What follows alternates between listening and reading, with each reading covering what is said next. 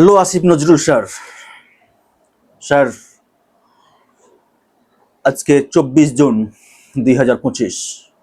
আজ থেকে 101 দিন আগে আপনি বলেছিলেন যে 90 দিনের মধ্যে আসিয়ার বিচার শেষ হবে। আসিয়ার ধর্ষণ এবং যে হত্যাকাণ্ডের যে বিচারটা এখনো ডুকরে ডুকরে কাঁদছে। আসিফ নজরুল স্যার, আপনাদের মতো মানুষের জন্য বাংলাদেশের বিচার ব্যবস্থা আজ প্রহসনের সাবজেক্ট হিসেবে পরিণত হয়েছে।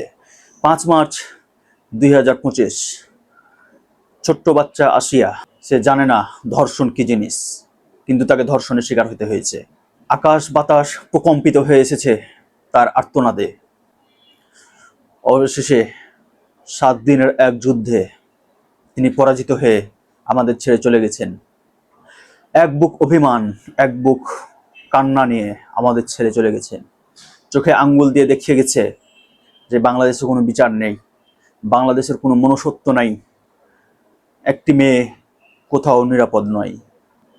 পটার পটার করে বড় বড় কথা বলে ফেললেন, 90 দিনের ভিতরে বিচার কার্য শেষ হবে।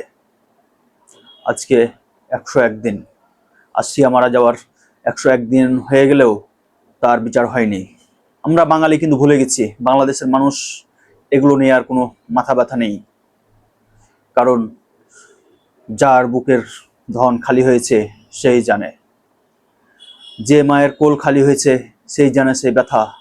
আর আসিয়ার মতো যারা প্রতিনিয়ত ধর্ষিত হচ্ছে তারাই জানে এই ব্যথা কাকে বলে, উহা কত প্রকার ও কি কি। আসিফ নজরুল স্যার, আপনি তো এগুলো বুঝেন না। আপনারা আছেন ক্ষমতার এক লিপসাই করে আছেন, আর বাঙালি প্রতিনিয়ত একটা ইস্যু নিয়ে ব্যস্ত আছে। তাদের অতীত নিয়ে কোনো মাথা ব্যথা নেই, কি হয়েছে সেটা দেখার বিষয় নেই। তারা শুধু জানে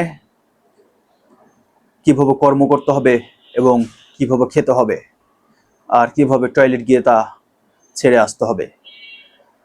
আর আরেকটা জিনিস বাংলাদেশ মানুষ ভালো করেই জানে, সেটা হলো তেলবাজি।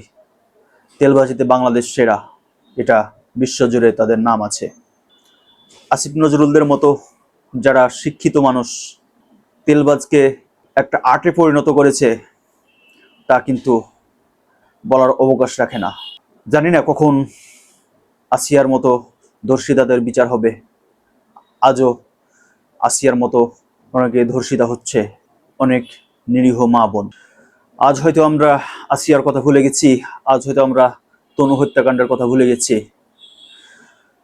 এগুলো সব ওপেন সিক্রেট থেকেও, এগুলো সব প্রমাণ থেকেও এগুলো বিচারের কাছে গিয়ে হোঁচট খেয়ে পড়েছে।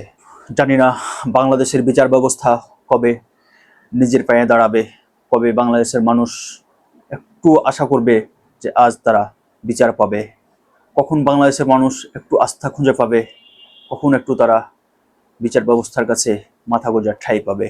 জানে না, বাংলাদেশের মানুষ জানে না তাদের ভবিষ্যৎ কোথায়। ভালো থাকবেন সবাই।